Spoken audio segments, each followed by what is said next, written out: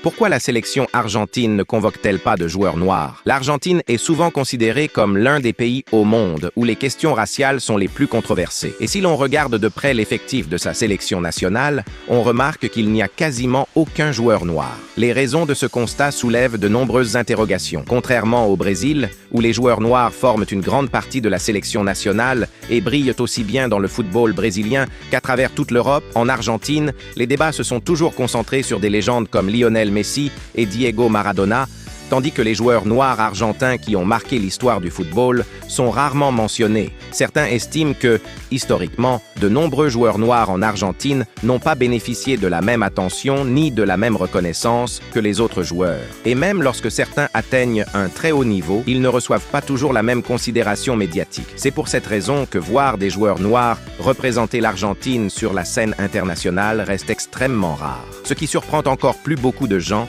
c'est que, historiquement, la population d'origine africaine en Argentine était bien plus nombreuse que ce que la plupart des gens imaginent aujourd'hui. Certains chercheurs affirment que le pays a été fortement influencé au fil du temps par les cultures européennes, du mode de vie aux traditions, en passant par la mode et même son identité culturelle globale. Tandis qu'une partie essentielle de l'histoire du pays, liée aux communautés afrodescendantes, n'a pas toujours bénéficié de la même visibilité. La question reste donc entière. S'agit-il simplement d'une évolution historique naturelle, ou y a-t-il une partie de l'histoire qui n'a jamais été pleinement abordée?